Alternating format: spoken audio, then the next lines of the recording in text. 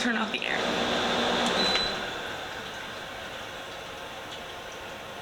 But it's so hot.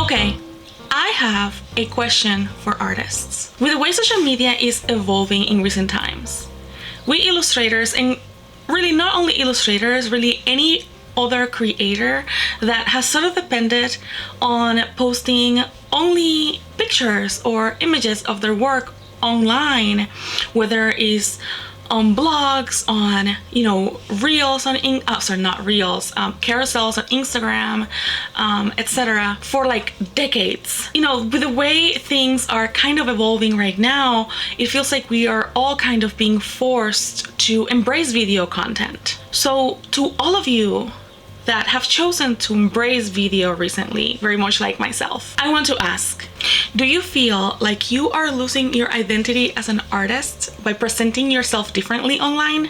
Okay, here's where I'm coming from. For those of you that do not know me, my name is Lissy Marlin. I'm an illustrator, and I have been a freelance illustrator for about a decade, and I have been posting my art online even longer than that. But it's always been the same. It's always been pictures on forums, pictures on tweets, pictures on Instagram. It's always just been the same format always. So with the new changes, I have decided to give video a try. If you follow me on TikTok or Instagram, you perhaps have seen more of myself recently because of this. My personal way of doing things is that if I don't give things a try, I will never know what works or doesn't work, or I will never know what I like or do not like. So it made sense for me to embrace video at least once and give things a try and see where I land there.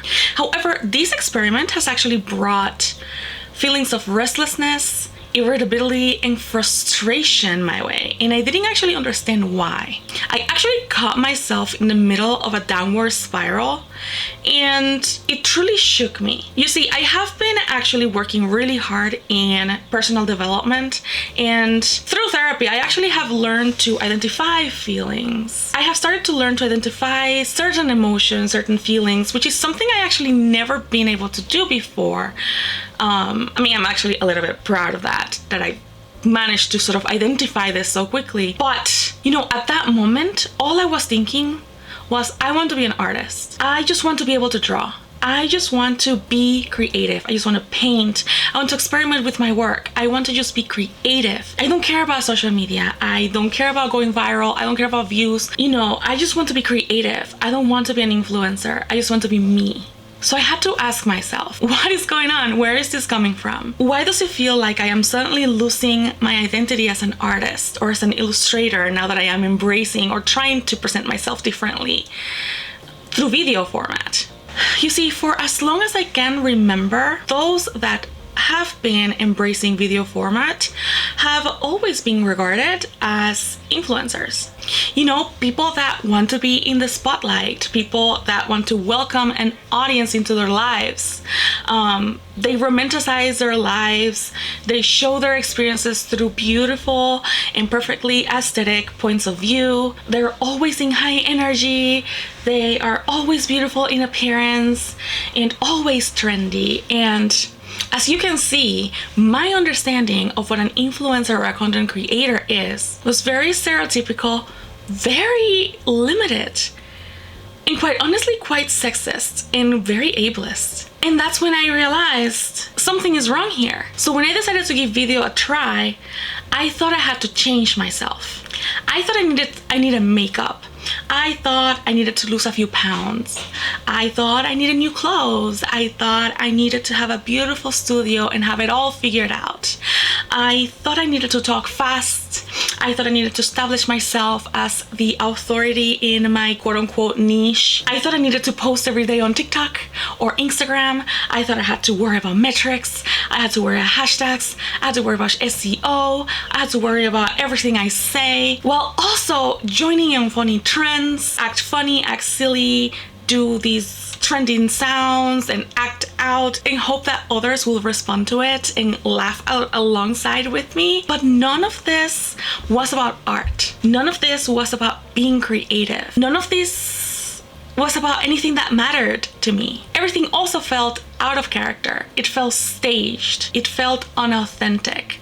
It felt fake. So my first reaction was, okay, let me do something that I perhaps will feel more comfortable with, even if it's out of the norm. And that's when I created the concept of Casual Fridays for myself. Again, if you have been following me on Instagram or TikTok, you perhaps have seen this specifically. The reason for this is because I decided in this series, I decided to show myself as I am. I decided to, not have no makeup. I decided to do nothing fancy, just me and crafts and being creative and having conversations about things that I felt mattered to me, and things about the art experience, things about being a freelance artist, lessons learned from 10 years of experience as a freelance artist with ADHD, and just have a relaxing time at home. The result was actually a major failure, but it was a major failure on influencer standards. It was not flashy, it was slow paced, it had barely any likes and barely any views. Very few people resonated with what I was saying. However, on the other hand, this was actually a major success for me personally, because it showed me what I needed to slow down. I needed to slow down, be authentic, to allow myself to be creative, to talk about the things that matter to me. I don't care about going viral. I don't care about having a niche. I don't care about showing every single aspect of my life. Or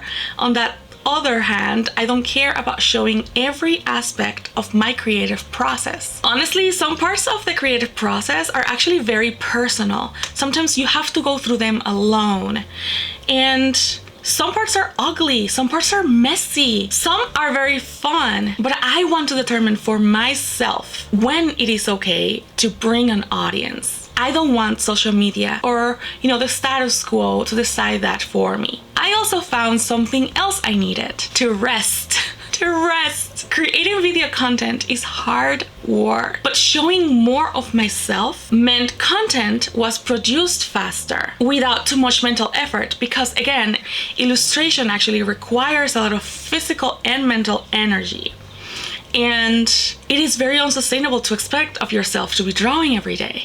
As a result, by showing my face online more often, I was able to deliver a message faster and have more time and energy to illustrate things that I wanted to illustrate. Honestly, the reality is that even though I want all of my videos to be about art, about me painting, experimenting with different mediums, actually being creative, I can honestly be expected to be illustrating something new every day or every week. All TikTok videos actually create a deception of time. All videos are perhaps max 3 minutes long, and an illustration can take you 12 hours, even more. And in reality, because art takes so long, working at a pace where I needed to deliver art constantly at a maximum speed meant, 1, I will get very burnout without even starting, and 2, I will never actually focus on improving my skills, because I am mostly focusing on creating content in order to amass a number of views without actually thinking on the meaning behind the pieces I'm making. So this is actually what brings me here to YouTube. After trying video for a while, I realized video is actually very fun. It is very fun to feel like myself, talk to an audience that perhaps might listen and might resonate to the things that I'm saying. It is fun and meaningful to have reflections about the experience of being a creator nowadays, and even more rewarding to have a community that could relate to that, or even a community that I can relate to. I want to create a community that is welcoming, wholesome, that is supportive, and I truly believe that presenting myself as I am will allow me to become more than my art. I am an artist.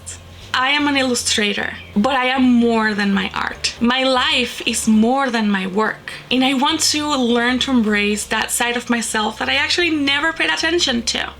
I also want to redefine what being an influencer or a content creator means for myself. I want to break my own misconceptions and toxic stereotypes about this side of the internet. I mean, this is hard work, and I actually, now that I am sort of embraced it, I now have so much more respect for everyone that have made a name for themselves over the years doing this kind of work, because it is very hard. Perhaps the fast pace of TikTok is not for me. I don't think it is. But I still feel like I have a lot to say, I have a lot to teach, and so much more experiences to share, so many lessons learned that I learned the hard way that I can share with you guys. And I don't know, I want to find a new way of doing things. Because if you are always sort of in the same place forever, you're never going to sort of evolve, you're not going to get stronger. And I want to learn to put myself out there, because I have been hidden behind my work for way too long. With that said, I am actually going to try to bring Casual Fridays here to YouTube and see where it leads. I will also try to teach, things that I've learned from being a freelance artist for 10 years. Perhaps, things that I've learned about myself after being diagnosed with ADHD, which I got diagnosed later in life, like everybody else apparently through the pandemic. Maybe share some more insider knowledge about the publishing industry or gaming industry. Not gaming, sorry, toy industry, because I used to work in a toy company. And maybe even answer questions, maybe do live streams, maybe do sketch dates, play games with a community, who knows? Honestly, I am willing and more than excited to give things a try, things that I've never done before a try, and maybe actually communicate with an audience in different ways. So to those that have stuck with me through this video, all the way here, I want to say thank you for listening. And to those that resonated with my question at the beginning, I encourage you to ponder on this question and find your own answer. I haven't found my answer yet, but here's where I think I find myself. Change is inevitable. It is a part of life.